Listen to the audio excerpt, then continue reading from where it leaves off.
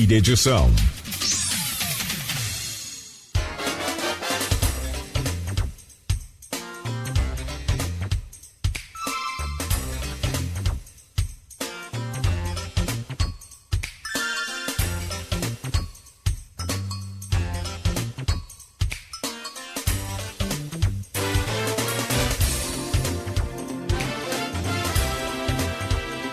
Terça-feira, 30 de junho de 2026, começa agora pela Folha FM 98,3, emissora do Grupo Folha da Manhã de Comunicação, mais um Folha no Ar. Estamos ao vivo pelo Face, pelo YouTube, pelo Instagram, você vai acompanhar daqui a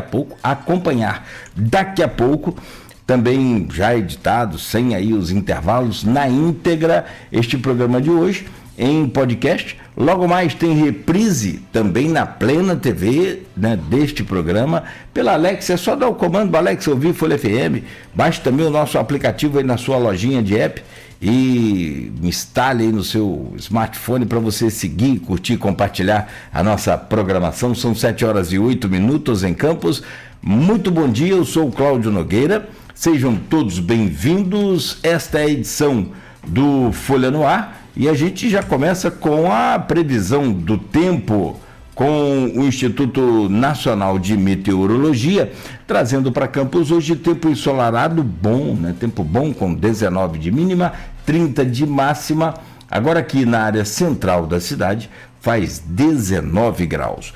No programa de hoje com o jornalista Everton Luna, temos o prazer de receber aqui dois mega comunicadores do Brasil, dois grandes astros aí da comunicação, né, fluminense, da nossa capital, a Luciana Zogaib, que é narradora e, sinceramente, top de linha, das boas. E assim como a Marta falava outro dia, né, em quem eu vou me espelhar? Em quem eu me espelhei para poder jogar bola como mulher, né? Não tinha. Então, a Luciana é espelho de narradora para muitas mulheres aí no Brasil e fora, apresentadora e jornalista, e também temos o prazer, o privilégio de contar com a presença do Leandro Yamin, que é jornalista do canal Sarriá Fera. Estava falando aqui agora, antes de abrir o programa, pediram para fazer um teste no áudio, ele já mandou a escalação da seleção de 94. Eita, que beleza. E lembrar, em 94, a gente tinha uns perrengues ali no meio de campo também com o Dunga. Cara, né? Brabo. Bom, obrigado pela presença de vocês. Vamos poder falar sobre essa vitória do Brasil ontem, diante da poderosa equipe do Japão, quem diria, né? Da equipe forte do Japão. Né? Essa casca, como a Luciana já falou aqui, que o Brasil está criando, onde é que isso vai levar a gente, futuro do Brasil aí nessa competição, e o adeus da Alemanha. Nunca torci tanto para o Paraguai. Que maravilha de seleção, eliminou a Alemanha ontem nos pênaltis, e depois a Holanda também deu adeus aí à Copa do Mundo para Marrocos carimbou lá a passagem de volta da Holanda nos pênaltis também ontem, e aí a Copa do Mundo vai se desenhando, vai se alinhando, né? E parece que ontem já tem um meme rodando aí na internet de que todo mundo tiraria o Casimiro e ninguém colocaria o Martinelli. Então é por isso que a gente não entende de futebol e o Ancelotti entende. Eu não sei se é bem isso, não. Não sei, estão levando em conta o gol do Casimiro, mas não levaram em conta, rede, né? Não levaram em conta carona, os passes errados, a partida bizonha, né, que ele fez mais uma vez. Mas vamos lá, vamos deixar para os especialistas analisarem aqui. Obrigado pela presença dos senhores, obrigado pela presença, muito bom a gente poder contar com vocês, e a gente só pede um minuto rápido para a gente fazer aqui as manchetes do portal folha1.com.br, e a gente já rola essa bola aqui hoje. 7h11, Folha no Ar é oferecido por Proteus, Serviços de Saúde e Medicina Ocupacional, qualidade certificada ISO 9001-2015, Unimed Campos, cuidar de você, esse é o plano. Laboratório Plínio Bacelar e Vacina Plínio Bacelar, cuidando bem de tudo que te faz bem, e o apoio de Radimed Diagnósticos por Imagem, que traz agora aqui as manchetes do portal folha1.com.br. Homem é preso por suspeita de estuprar neta da companheira em Campos. Segundo a DEAN, a vítima é uma adolescente de 12 anos e as investigações apontam que os abusos ocorreram na residência da avó da mesma. Brasil vira sobre o Japão e leva a torcida campista à festa na Princesa Isabel. Feijoada da Folha reúne políticos, empresários de Campos e toda a região. Municípios produtores da região recebem royalties de junho com alta. Família é feita refém durante assalto à residência em Atafona. Jovem é preso por roubo e por agredir a namorada em Campos. A aposta de Campos acerta a quina de São João e receberá 26,6 milhões. Olha que maravilha, hein? E provavelmente deve ter sido o Everton. Ele está aqui fazendo o programa para poder não entrar naquela onda aí de sequestro. Os caras estão sequestrando pobre aqui. Enfermeira, coitada. Imagina a Everton se ganhou na Mega Sena aí na quina de São João. Vamos lá. Paraguai vence a Alemanha nos pênaltis. Startup devolve solução para diagnóstico precoce. Desenvolve solução para diagnóstico precoce do câncer do colo de útero. Fantástico, sensacional. Está aqui em destaque. Concorrente de Garotinho no Republicanos, André Português, visita a região e Campos mantém esquema especial de segurança para jogo do Brasil, que será agora, próximo sábado, contra Costa do Marfim ou Noruega. Bom, vamos lá, vamos falar de futebol então, vamos falar muito de Copa do Mundo, de Brasil. Perdão, não é sábado, é domingo. 17 horas. Caramba, cadê o ponto facultativo? Quebrou a gente. Vamos lá, deixa eu trazer o bom dia aqui dessa bancada e a gente vai poder conversar bastante. Luciana Zogaib, obrigado pela sua presença, que prazer, que satisfação, sempre que posso. Você sabe que televisão agora está com muito delay, rádio é perfeito, né? Zero delay praticamente. Então assim, mas eu fico sempre lá, ou radialista, né? Velho, já viu como é que é, fico com o radinho e com a televisão, mas sempre que posso estou te acompanhando lá também, suas narrações fantásticas, premiada, parabéns e alegria poder te receber aqui nessa bancada hoje. Bom dia, bem-vinda. Bom dia, Cláudio, bom dia, Everton, Leandra, todo mundo que está com a gente aqui, prazer é meu, né, de participar aí com vocês, grandes feras aí, e agradecendo já de antemão esse convite, né, para esse dia, né, que eu falava ontem contigo, bom, tomara que a gente acorde aí feliz, né, depois dessa vitória aí do Brasil, suada, sofrida, mas acho que uma vitória de raça, uma vitória da camisa. Até ontem, quando a gente conversou, testou, você falava, eu acho que é a camisa, né, a camisa vai decidir para o Brasil, e de fato a camisa pesou bastante e o Brasil conseguiu fazer aí uma bela apresentação para sair com essa vitória e empolgar aí a torcida, né, e conquistando, né, essa torcida e arrastando, que muita gente desacreditada, todo mundo acho que desacreditado com esse Brasil, já que vem aí de Copas ruins, né, e acho que aos poucos vai conquistando a galera. Bom demais estar com vocês aqui nessa manhã. Obrigado, bem-vinda. Meu caro Leandro Yamin, quase que é Yamal, hein, cara? O talento é muito mais que Yamal. Eu te sigo lá no você gosta do X, né? O antigo Twitter, você está sempre lá. Exatamente. Isso. E acho muito interessante e inteligente suas postagens diretas, retas, sem refrescar. Coincide muito também assim com a forma de pensar da gente. Eu acho muito legal. É claro que nem tudo tem que se concordar ou há concordância, mas é por isso que a gente está aqui para fazer esse debate legal, para entender esse processo aí de seleção brasileira, de Copa do Mundo. Você falou uma coisa aqui em off, eu não vou falar, deixa para você, essa frase é sua, mas eu acho que é sensacional o seu pensamento com relação à Copa do Mundo. Pragmatismo. Bom dia, prazer, alegria poder te receber aqui, Leandro. Bom dia, amigos e amigas. Longe de estar ao nível do Yamal, que vai ser um jogador de um futuro brilhante, mas assim como a Luciana, quem manda um abraço aqui também, né? A gente tem no sobrenome uma referência geográfica próxima aí desse grande jogador que é de família marroquina, inclusive, né? E Marrocos é um dos protagonistas dessa segunda-feira de futebol. O Yamal poderia ter escolhido jogar para o Marrocos. Imagina quão mais forte seria essa seleção. O Yamal tivesse lá, a gente enfrentou em tirá-los da Copa. Quem quiser tirá-los da Copa vai ter que suar muito. E o mesmo acontece com o Brasil. A nossa seleção tem problemas, a nossa seleção tem ajustes a fazer.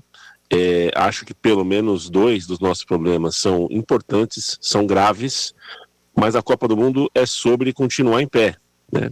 A Alemanha e a Holanda estão fora da Copa do Mundo e são camisas muito grandes, são times fortes no contexto de Copa do Mundo. Então, com problema ou sem problema, o ponto é continuar, dar um jeito de continuar. Os ajustes, agora tem uma semana inteira para fazer, tem várias sessões de treino para tentar ajustar, melhorar o desempenho, mas o importante, no fim das contas, é conseguir se manter vivo, conseguir se manter em pé dentro do campeonato. E o Brasil conseguiu de um jeito que, se a gente buscar na memória, não vai achar. Na nossa memória afetiva de Copa do Mundo, em mata-mata de Copa, vitória e classificação de virada com gol aos 49 do segundo tempo, era um acontecimento inédito, né? Então a gente tem que desfrutar. Boa. Também do meu tempo de 82 para cá, não me lembro, assim, de gol aos 49, não, nos descontos, não. Bom, meu caro Everton Luna, jornalista, repórter de política do jornal Folha da Manhã e vibrando com a seleção de Casimiro aí. Tô pegando no pé dele. Bom dia, bem-vindo, bom ter você aqui sempre nessa bancada, cara. Bom dia, Nogueira. No último programa que a gente fez na sexta-feira, eu falei que seria 2-0 Brasil. Eu errei só o 1 do Japão.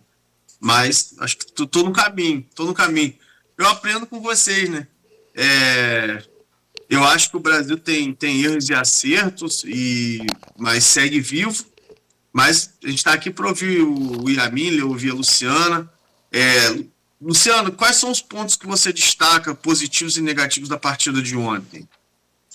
Bom, para mim, assim, eu acho que o grande ponto positivo foi essa superação, né, da seleção. Não é fácil você conseguir virar um jogo, né, num mata-mata, da forma como foi, principalmente, assim, no último, já nos acréscimos, né, foi 95, se não me engano, que saiu o gol. Então, acho que essa força, assim, mental ali, né, o famoso mental, né, da seleção forte, conseguir se recuperar, né, de um primeiro tempo que não foi bom e voltar, né, no segundo tempo bem, né, e também destacaria, assim, o Ryan, né, apesar de a gente não ter podido ainda cantar a música, né, não teve gol do Ryan ainda, mas ele participa, né, muito intensamente ali de praticamente todas as jogadas ali de ataque, roubando bola, pressionando, chamando o jogo mesmo, fazendo jogadas ali que acabam gerando gols. E também, assim, uma outra, vi um outro Brasil diferente um pouco também, com muitos cruzamentos para a área, muitas bolas alçadas. Isso, acho que por um lado é bom e por outro é ruim. Acho que dá uma alternativa de jogadas brasileiras, por outro lado ruim, porque faltou alguém ali para aproveitar, né, essas jogadas. A partir do momento que ele bota o Endrick, eu acho que ele não é um jogador ali que poderia aproveitar isso e começa a explorar muito essas bolas. Aí, se não me engano, foram 40 cruzamentos ali, né, nesse segundo tempo, enfim. Mas vi mais coisas positivas, assim, né, no sentido de que acho que a seleção, como falei na primeira entrada aqui, ganha uma casca, né. Acho que isso é muito importante num torneio como esse, né, ganhar essa força, né.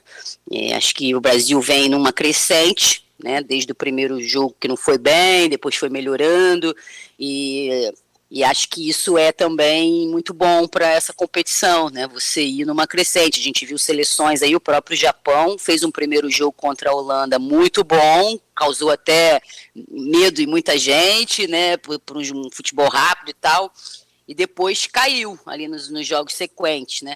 E o Brasil não, o Brasil está nesse processo de evolução, está trocando pneu aí com o carro andando.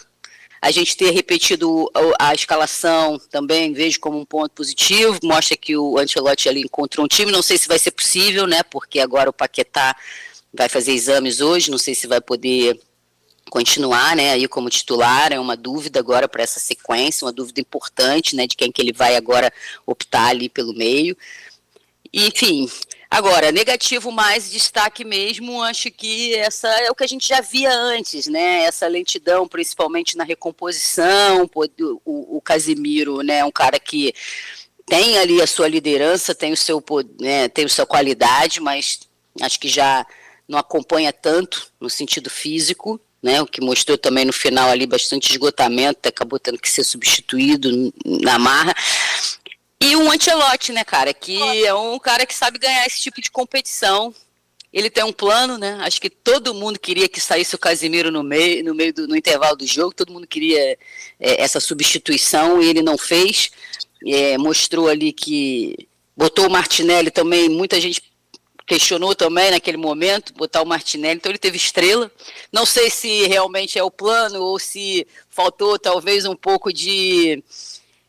Vai tirar mesmo o Casemiro? Vai botar ele no banco? Será? Não sei se faltou um pouquinho dessa força aí para fazer esse movimento ou se foi mesmo um ato planejado. O fato é que deu certo, então quando dá certo o mérito é dele e eu acho que ele é um cara que, com uma liderança muito positiva e pode realmente nos conduzir a algo grande, assim a gente espera, mas acho que a gente ainda precisa desse processo de evolução, acho que demos mais um passo, subimos mais um degrau aí, e isso está sendo importante. Leandro, e quais foram os seus destaques da partida de ontem? Assinando embaixo de tudo que a Luciana acabou de dizer, o ponto de partida acho que é esse mesmo. Vocês, né, o Cláudio na apresentação citou aqui, o que eu quero fazer, acho que tem uma observação importante para a gente fazer enquanto brasileiros que vivem dentro do Brasil e a gente fica dentro de um contexto nacional que é muito forte, e a Copa do Mundo, já desde que a gente é menino, a Copa do Mundo coincide com o ano eleitoral, e aí é uma confusão dos diabos, mas vocês citaram o Yamal para falar do sobrenome e tal, tanto eu quanto a Luciana aqui, a resposta foi para indicar uma coisa que é importante observar. Se você entrar nas redes sociais, se você fizer uma pesquisa, você vai ver a festa que, por exemplo, aconteceu ontem no Líbano, quando o Brasil vence. E acontece também em Bangladesh, e acontece em Vanuatu, e acontece em Papua Nova Guiné, na Jamaica, acontece em todo lugar. A seleção brasileira, portanto, ela é um patrimônio do futebol, um patrimônio da Copa do Mundo que extrapola a fronteira, né? Não é só o brasileiro que desfruta da seleção. O Brasil empresta a sua camisa para muitos países no mundo que torcem para a gente como se conhecessem o nosso país a fundo, mexe com o imaginário das pessoas do mundo inteiro, e eu falo isso porque tenho a sensação que esse imaginário entra em campo em alguns momentos. A seleção do Japão teve a faca e o queijo na mão. O Japão estava vencendo o Brasil, estava jogando melhor que o Brasil estava perdido perto do intervalo, e por algum motivo a seleção japonesa não fez o jogo que poderia ter feito, que já mostrou que era capaz de fazer em outras partidas, inclusive contra seleções fortes como a seleção holandesa na primeira rodada. Recuou de maneira excessiva, não conseguiu coordenar contra-ataques quando o Brasil deu espaço, porque o Brasil volta no intervalo 2 passos à frente, né, com o Gabriel, Magalhães e Marquinhos jogando do meio de campo à frente. O Japão não conseguiu encontrar nenhum contra-ataque, e eu primeiro faço esse retrato do japonês de não ter conseguido sustentar um jogo que estava muito à feição deles, né? O jogo estava à feição dos japoneses. O Japão esteve perto de fechar o jogo, de controlar o jogo, de fazer o 2-0. Aí uma vez que o Brasil empata o jogo e que o Vini Júnior cresce tanto a ponto de quase fazer um gol antológico, né? A bola bate na trave, volta tocando o dedo, pontinha do dedo do goleiro, seria um gol antológico. A partir daquele momento, com o 1-1, a camisa do Brasil, os jogadores do Brasil, essa experiência acumulada de Copa do Mundo faz com que o time brasileiro cresça em campo, fique de outro tamanho, outra sombra. O que não explica tudo, porque logo depois outra seleção tão grande quanto, que é a seleção da Alemanha, não foi capaz de vencer. Mas o Brasil, a partir desse vulto que conseguiu dentro da partida, né, quando o Brasil consegue se estabelecer bem dentro de campo e impor ao Japão, né, que ele recue, fazer com que o Japão ponha um outro jogador para marcar o Vini Júnior, coloque um outro lateral barra ala direito para se preocupar com o Vini Júnior. O Brasil responde com o Martinelli entrando naquele setor, e o Martinelli viria a fazer o gol, dobrando o ataque do nosso lado esquerdo, o Vini Júnior mais aberto e o Martinelli por dentro. Aí entra o nosso mérito, né? O mérito de quem esteve perto de sair da Copa. Acho que no intervalo da Copa era um consenso entre os brasileiros que a gente estava perto de sair da Copa, mas a resposta a partir de depois do intervalo é uma resposta grande. O atual campeão do mundo, que é a seleção argentina, os nossos vizinhos, ficaram perto de sair da Copa algumas vezes em 2022 e conseguiram passar, conseguiram sobreviver a todos esses pequenos sustos. Foi um susto contra a Arábia Saudita na estreia, depois um susto contra a Austrália, depois um susto contra a Holanda, depois 2 sustos contra a França, sobreviveu. Enquanto o Brasil, no primeiro susto que tomou, saiu da Copa. Foi o jogo contra a Croácia. Então é importante você conseguir responder bem aos sustos que toma, e o Brasil ontem respondeu muito bem. Ontem a partida, como vocês já falaram, foi um primeiro tempo muito acidentado, que a gente estava torcendo para acabar aquele primeiro tempo, para ir pro vestiário, pro Ancelotti poder mexer, poder ajustar. Ontem foi uma vitória também das mudanças do Ancelotti, da mentalidade vencedora dele, e que pode agregar nas próximas fases. Luciana? Eu acredito que sim, até nas entrevistas pós-jogo ali, a gente pôde ouvir dos jogadores, né, essa fala, né, a forma como ele tentou impactá-los ali no intervalo, né.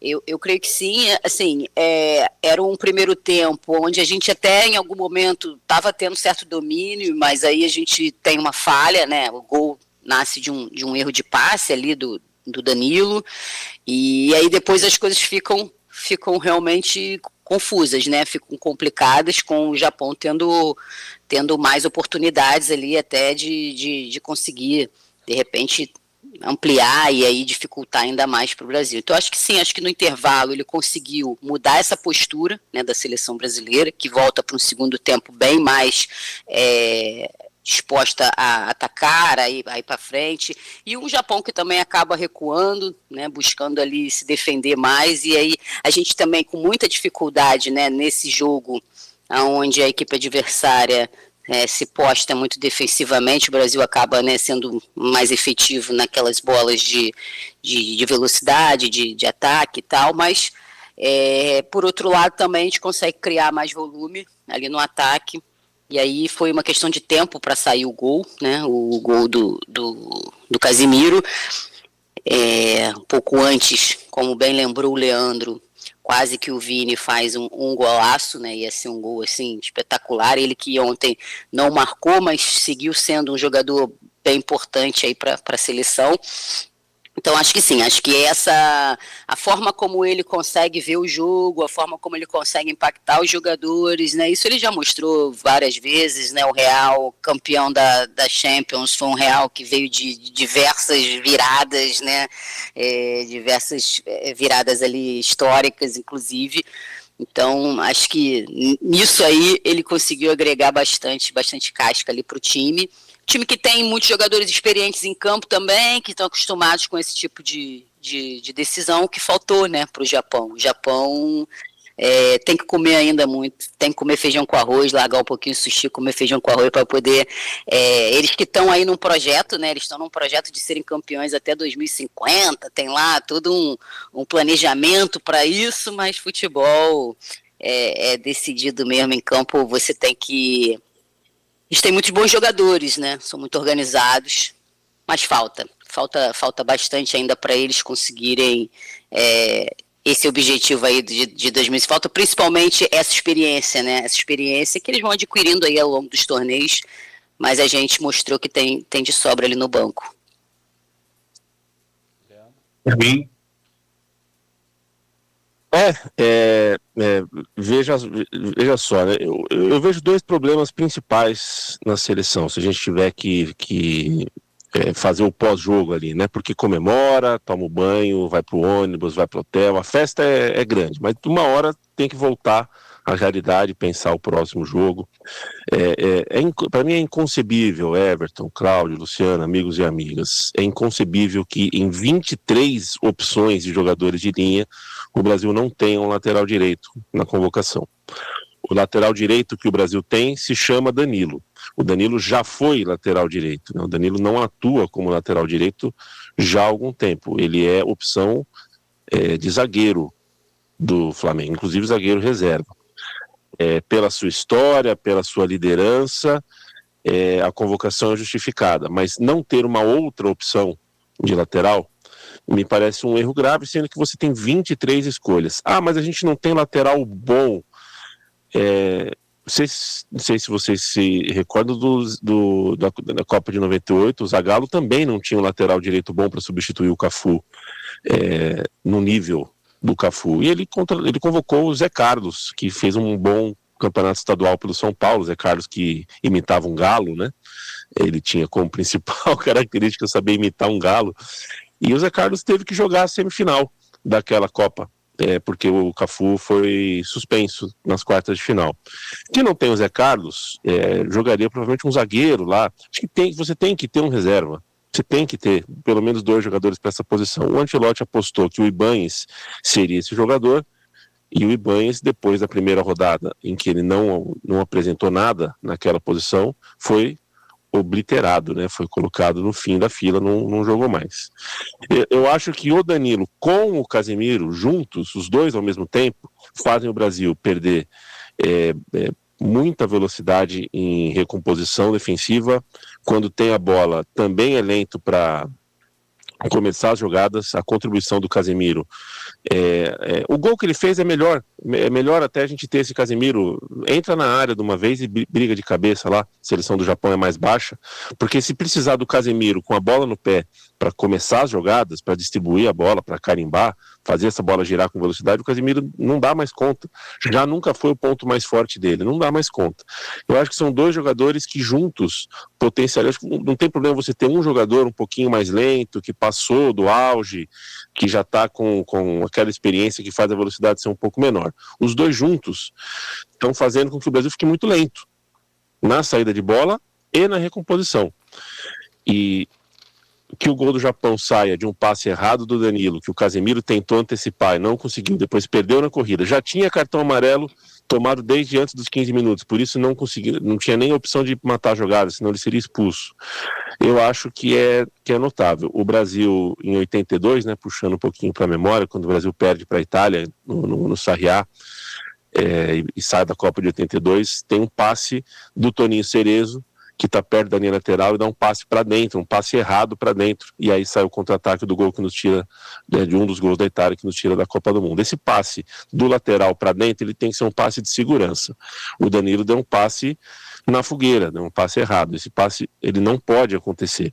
O Brasil não pode se dar o luxo de cometer esse tipo de erro e oferecer um contra-ataque com tanto campo como o Brasil deu. O Casemiro não conseguiu acompanhar.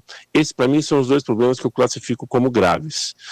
A gente precisa consertar isso. O problema é, o Casemiro é um jogador da confiança máxima do técnico, e o técnico pensa no Casemiro, a impressão que eu tenho, no Casemiro que um dia já foi treinado pelo Ancelotti no Real Madrid. Esse Casemiro não existe mais. O Casemiro que está aí hoje é um Casemiro que vai se apresentar ao Inter Miami daqui 15, 20, 25 ou 30 dias. É um Casemiro de outro teto, principalmente físico, mas também técnico. Então, o Casemiro do Real Madrid de 2022, ele não vai resolver problemas porque ele não existe mais nessa seleção. Só existe, talvez, no afetivo do técnico, que eu acho que precisa ser orientado a tirar o Casemiro do time para melhorá-lo. Esse, para mim, é o principal problema do Brasil, porque o outro problema a gente não tem como solucionar, porque o erro está lá atrás, o erro está na convocação. Eu não tenho outro lateral direito para colocar, vai ter que ser o Danilo. E sem o Danilo, o que acontece? O time fica, e aí eu pergunto se vocês concordam comigo, apesar de ser correto privilegiar o Vini Júnior, porque é o craque do time, e o time tem que tentar jogar de um jeito que deixe o Vini Júnior confortável, o time do Brasil está penso para a esquerda. Né? Pergunta para o Ryan se ele não acha que o time está pendendo para a esquerda, que a bola passa pouco pelo lado direito. E passa mesmo, mas passa pouco porque na hora que tem que se apresentar no campo de ataque, o Danilo não se apresenta e o Ryan é muito jovem, ele também não pode chamar toda a responsabilidade do mundo, não foi experimentado o suficiente para isso. Então o Brasil tem um lado esquerdo forte e um lado direito que aparece pouco. E isso é um problema quando você tem uma seleção que consegue estudar isso, da mesma forma que a gente viu, o adversário também vai ver. E consegue marcar, fazer um reforço de marcação do lado esquerdo, o Brasil fica com pouca margem de surpresa. E é importante ter essa surpresa, porque se você surpreende pelo lado direito, faz o jogo se tornar um pouco mais imprevisível, aparece espaço para o Vini Júnior, o que não apareceu no primeiro tempo, e esse é o grande problema do Brasil hoje, que as soluções que a gente tem por dentro com o Casemiro e pela direita com o Danilo, quando elas não existem, é o Vini Júnior que fica preso, porque fica manjado, e o Vini Júnior não pode deixar de ser uma solução, porque o Brasil só ganha essa Copa do Mundo se o Vini Júnior tiver o protagonismo, tiver espaço, tiver a bola que decide jogo. Boa fala. Essa aí vai pro corte. O Brasil só ganha se Vini Júnior. E, cara, assim, os comentários, inclusive teve um jornal argentino, me desculpa que eu não vou lembrar o nome aqui, mas ele trouxe, ou a imprensa argentina trouxe um comentário desse, a Vini dependência. E aí, cara, se a gente for conversar, e eu queria colocar alguns pontos e pedir para que vocês analisassem nesse ponto de vista bem criterioso que vocês já demonstraram ter. O Ryan, a Luciana falou, cara, de novo, a jogada começa nos pés dele, toca pro Endrick, que perde a bola, ele recupera a jogada de novo, recomeça e sai o gol. Fantástico esse cara.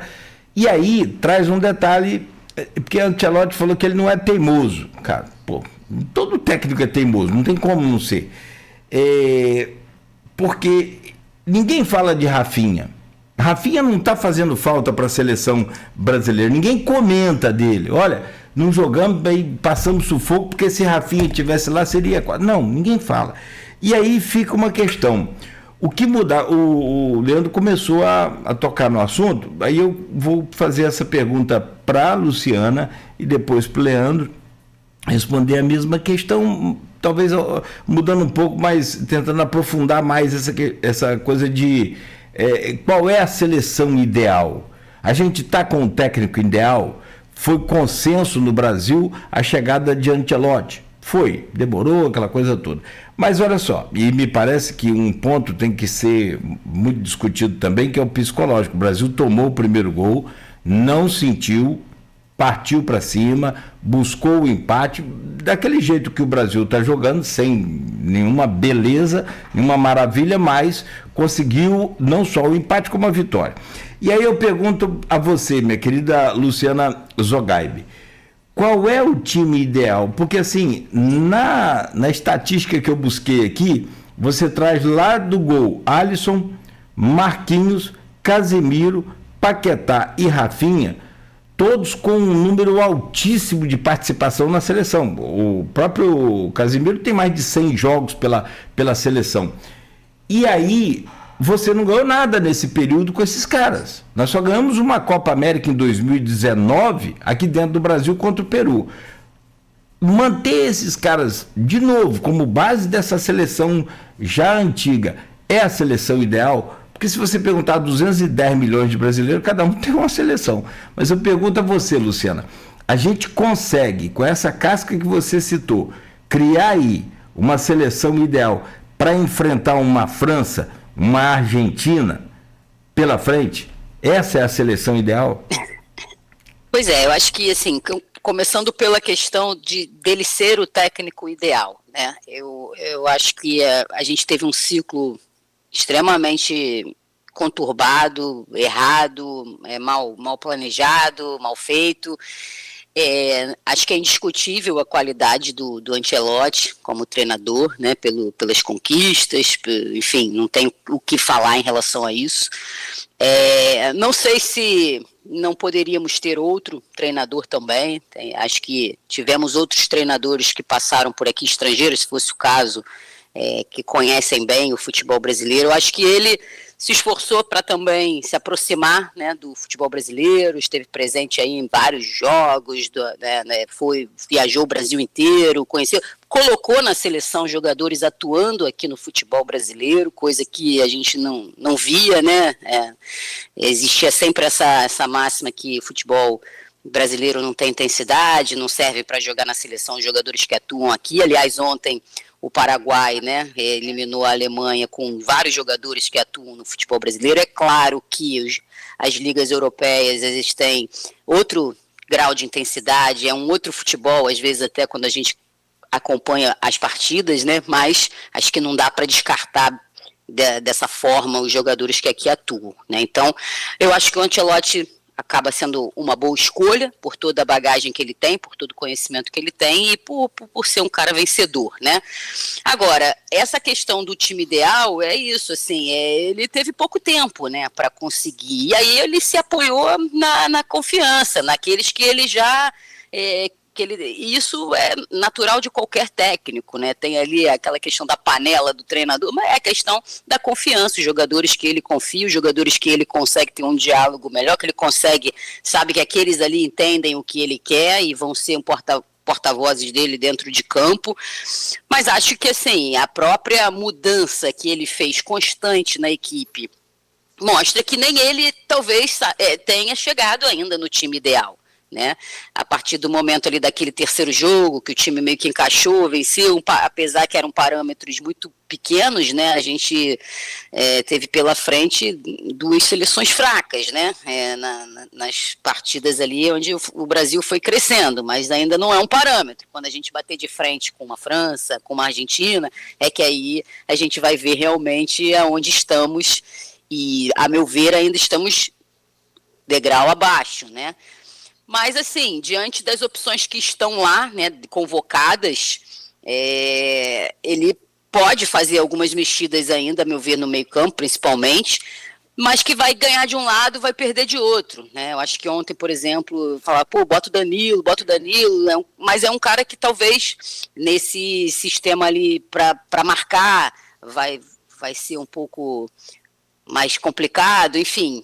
Mas eu ainda acho que ele poderia dar mais oportunidades ao Danilo. Talvez agora, com a ausência aí do Paquetá, ele possa trazer o Danilo para o jogo e agregar também aí a seleção. Apesar que, a meu ver, o Paquetá também está muito bem. Acho que não é o Paquetá o problema maior da seleção. Passa um pouco por essa questão das laterais e também do Casimiro, que para mim também já passou, assim, já por mais que ele tenha experiência, que ele seja um líder e tudo mais, já passou. E em relação à lateral direita, especificamente, a gente perdeu muito, né, com a saída do Wesley, né, que era um garoto que vinha muito bem, fazia uma temporada espetacular na Itália e, assim, a lesão dele realmente comprometeu bastante. E quando ele convoca o Danilo ali, acho que ele pensava nesses jogadores multifunções, né? De repente tiver um problema aqui ou ali, ele ter um jogador que possa atuar tanto como zagueiro, como lateral, enfim. Tirando a jogada errada, nem vejo que ele tenha sido tão mal. E a lateral esquerda surpreendeu bastante, né? Com o Douglas, assim, pelo menos para mim, assim, foi uma surpresa muito positiva as atuações do Douglas, apesar dele ser um jogador mais contido, ele vem fazendo um papel muito bom. Então, assim, do que a gente tem hoje, né, que de fato a nossa geração não tá, né, das melhores, né, para quem já viu aí, né, a seleção brasileira com tantos craques, com tantos jogadores, né, a gente ainda carece, né, e carece principalmente do Neymar, né, o Neymar está num momento melhor, né, que ainda falta realmente. O Neymar, se ele tivesse bem fisicamente, era um cara que desequilibraria bastante a nosso favor, mas ainda não dá para a gente contar com ele, né? Ficou nítido ontem que ele é um cara que agora vai jogar pouco tempo, mas num lampejo pode decidir o jogo. Mas eu não vejo muita diferença também, com exceção de França, de Espanha, de Argentina, que são as 3 seleções assim que eu vejo com bastante força, além também da seleção mexicana, que tem um sistema defensivo fortíssimo. Eu não vejo assim outras seleções que também não passem pelos mesmos problemas, assim, né, de ter basicamente uma peça que desequilibra e o jogo ser muito em cima dessa peça, como no nosso caso hoje é o Vinícius Júnior, né? Leandro? A Luciana citou o Danilo, né? Eu queria, a partir do Danilo, passar por dar um olhar aqui, para a gente refletir um pouquinho sobre essa posição específica, não só sobre o jogador. O Danilo, primeiro que o Paquetá, de fato, ele entrou bem no time. Muito se falava desde a convocação, que a convocação tinha poucos meio-campistas, e na hora que o Ancelotti escolhesse jogar com 3 jogadores de meio-campo, e isso aconteceria porque é próprio da Copa do Mundo você dar um passinho para trás e colocar um jogador a mais no meio de campo. Isso aconteceu no time do Tetra, aconteceu no time do Penta, com as entradas do Mazinho na Copa de 94, do Kleberson na Copa de 98. E se a gente está vendo o Bruno Guimarães jogar a Copa que está jogando, ele tem 4 assistências na Copa do Mundo, isso é porque tem um outro homem no meio de campo e ajuda no suporte ali, e faz com que o outro meio-campista possa chegar perto da área e atacar. O Bruno Guimarães faz uma excelente Copa e talvez ele não tivesse conseguindo fazer essa excelente Copa se o Brasil tivesse só 2 homens no meio-campo. Mas eu falava do Danilo porque o Danilo, nós estamos em 2026, o Danilo não foi nem cogitado para a Copa de 22, sendo que ele foi protagonista das conquistas da Libertadores de 20 e de 21 pelo Palmeiras, ou seja, habilitado para compor a seleção ele já era na Copa de 22, e nós estamos em 2026 e ele ainda não tem minutagem de Copa do Mundo. Ele está no elenco, mas está no banco de reserva e entrou por poucos minutos. Se a gente recuar um pouquinho da Copa de 22 e para a Copa de 18, a gente vai lembrar que um dos times marcantes daquele ciclo foi o Grêmio, campeão da Libertadores também. E aquele Grêmio tinha o Arthur, que estava jogando tanto, mas tanto, que foi contratado pelo Barcelona com status de novo chave. Né? E isso não sou eu que estou falando, foi o próprio Messi que falou. Foi a maneira como o Barcelona enxergou aquela contratação. Ele, de fato, não se mostrou ser o novo chave, mas que era um jogador absolutamente qualificado para passar mais tempo na seleção brasileira, eu não tenho dúvidas disso. Então eu estou dando 2 exemplos de protagonistas de times brasileiros que ganharam a Libertadores com meio-campistas que você parava, olhava e falava, nossa senhora, um jogador de primeiro nível. E aí eu dou um pulinho na Itália e dou um pulinho na Espanha. O futebol italiano pareceu mais interessante para o Jorginho, porque o Jorginho não se viu convocado na seleção brasileira. O Jorginho hoje no Flamengo se naturalizou italiano, preferiu jogar por lá.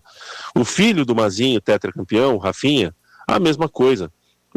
A seleção brasileira não quis saber dele, ele acabou preferindo jogar na seleção espanhola, se sentiu mais acolhido pela seleção espanhola, onde já morava, onde já vivia. Então dei 4 exemplos aqui, eu teria mais outros para dar, casos de jogadores mais jovens que demoram muito para ter chance, enquanto a gente vê o Casemiro, que não, insisto, não me parece estar habilitado para estar numa Copa do Mundo nesse tipo de enfrentamento, ele continua estando no time, meio campista para colocar, o Brasil nunca deixou de ter. Tudo bem, a gente não tem Toninho Cerezo, Falcão, Zico e Sócrates, não é isso. O futebol brasileiro mudou, mas não significa que a gente não tenha. A gente tem. A questão é que a gente não banca, porque o meio-campista é um lugar de muito risco, é um lugar onde você erra bastante, porque você tenta um passe diferente, é um lugar onde a pressão é grande e o futebol cada vez mais trabalha na ideia do erro zero. Você tem que ser pragmático, e o futebol brasileiro, nesse sentido, acaba deixando a desejar na ideia de dar uma aposta mesmo, apostar no meio-campista, apostar num time que quer ter a bola. A ideia do Ancelotti pelo 4-2-4 inicial, nos primeiros amistosos e no pré-Copa do Mundo, era basicamente uma ideia de time cuja estrutura, assim, a bola não passaria pelo meio de campo. É um time que queria já chegar no ataque rápido, queria roubar a bola já no ataque, um time com pouco tempo, com pouca minutagem de bola no meio de campo. E eu acho isso um desperdício, porque o futebol brasileiro tem como fazer mais e melhor, e porque a história das Copas do Mundo passa por ter um meio de campo que gosta da bola e que fica com a bola. A Argentina de 22 é um exemplo, a Espanha de 2010 é um exemplo, a Alemanha de 2014 é um exemplo, a França de 18 é um exemplo. De Schweinsteiger, a Pogba, de Enzo Fernandes, a Iniesta, a Itália de 2006 com De Rossi, com Totti, com Gattuso, time campeão do mundo quase sempre fica com o meio de campo povoado, pega a bola, gosta da bola, trabalha a bola. E o futebol brasileiro não tinha isso. Então eu destaco a importância do Paquetá, se não por ele ser um novo Zico, mas por ele ser um homem no meio de campo a mais, que faz com que o Brasil, no momento mais difícil do jogo, como foi ontem, tenha um Bruno Guimarães que consiga achar um Martinelli. Ter o atacante, né, ter a flecha e não ter o arco, ter o jogador que decide, mas não ter o que sustenta, não adianta muita coisa. Eu espero que o Brasil, porque aparentemente a gente perdeu o Paquetá pelo menos para o próximo jogo, eu espero que o Brasil coloque no lugar um outro meio-campista, no caso o Danilo, e não um atacante. E até nessa linha aí que o Leandro falou, né, de fato, assim, o meio-campo é o cérebro, né, do time, e aí indo um pouco numa defesa, assim, né, do Casimiro, no sentido de que não é qualquer jogador que passando, né, tendo um primeiro tempo tão ruim, né, falhando, tendo problema, consegue ter a maturidade, assim, para superar isso, né, e acho que, assim, ter essa casca também é importante, porque de repente um outro jogador sente aquilo ali e acaba que não consegue dar essa volta, né? Então acho que tanto o Danilo como o Casimiro, que foram jogadores que foram mal ali no primeiro tempo, que falharam, que tiveram problemas, são jogadores cascudos para também conseguir dar essa volta. Talvez um outro jogador mais jovem, com menos experiência, pudesse sentir muito e não conseguirmos a gente reverter. Então talvez por isso a escolha, né? Fazendo uma defesa aí sem querer defender muito, porque também defendo a saída dele, mas assim, de fato, se tivesse sido um outro jogador, poderia ter comprometido, poderia não ter conseguido fazer essa volta. Então acho que é por isso que acaba que o cara confia, né, sabe que são jogadores fortes mentalmente, que tem as suas qualidades, né, nesse sentido também. Gente, precisamos fazer um intervalo, uma pausa aqui, eu diria uma hidratação, sem o patrocínio que a CBF está tendo da hidratação naturalmente, que é uma maravilha, aquele esquema sensacional. Mas assim, cara, eu concordo com tudo que vocês falaram, muita coisa que vocês falaram, até o Casimiro me parece que com exceção, acho que de Everton, ele gosta do Casimiro. Você gosta? Não, tu tem limite, pô. Ah, tá. Não, tudo bem. Não tô aqui mexendo. Assim, eu acho que ele foi um grande jogador, só que hoje ele não tá na rotação que uma Copa do Mundo precisa. Num passado distante, que você diz, é isso? Entendeu? Ele foi um grande volante, ele ganhou muito no Real Madrid, mas acho que hoje, nessa Copa, ele não tem a rotação necessária para ser o primeiro volante da seleção brasileira. E a minha preocupação, só para fechar aqui, e se deixar a gente faz sem intervalo, mas é uma só, esses erros eu diria de jardim de infância, esses erros que a gente comete, lá na escolinha de futebol, o professor chama a gente, tira do time para dar um castigo, para dar um alerta, que são as bolas. E vocês falaram, alguém falou aqui, perfeito, acho que foi a Luciana, desculpa, vocês falaram, para rifar essa bola para o meio de campo cruzada, ela tem que ser, ou a gente tem um time muito corredor, que não é o nosso caso, muito ligeiro, ou então a gente tem que fazer um toque de bola perfeito, não dá para rifar. O Paquetá, no jogo passado, fez duas, só que quem ganhou as duas bolas rifadas para o meio de campo da lateral, essa bola cruzada, foi a Escócia. A minha preocupação é, e se for com a França? Como é que vai ser? E se a gente tiver, e a Luciana falou muito bem, a casca que esses jogadores têm para poder se recuperar é beleza. E se é com a França? A minha preocupação é só essa. A gente partir de trás com a França, com a Argentina, que aí é muito particularmente, psicologicamente pior para a gente. Vamos ver se a gente volta aqui após o intervalo, vocês comentam mais, falam mais sobre esses temas e também sobre outros, o que é possível projetar aí, né, para os próximos confrontos. França entra em campo hoje, o adversário do Brasil está entre Noruega e Costa do Marfim. Vocês preferem qual desses dois aí? Vamos falar sobre isso daqui a pouco. Próximo bloco são 7h57, Alemanha. Tem gente falando que é maldição de 7-1, nunca mais ela ganha de ninguém em Copa do Mundo. Pela primeira vez a Alemanha sai nos pênaltis, né? Pela primeira vez. E também a Holanda, já com passaporte carimbado aí, saída imediata para casa. 7h58, Folha no Ar volta já, hoje com o Everton Luna na bancada. Estamos conversando com a Luciana Zogaib, narradora, apresentadora e jornalista, e com o Leandro Yamin, jornalista do canal Sarriá, ao vivo aqui com a gente no Folha no Ar. Oferecimento de Proteus, Unimed Campos, Laboratório Plínio Bacelar, Vacina Plínio Bacelar e Radimed Diagnósticos por Imagem.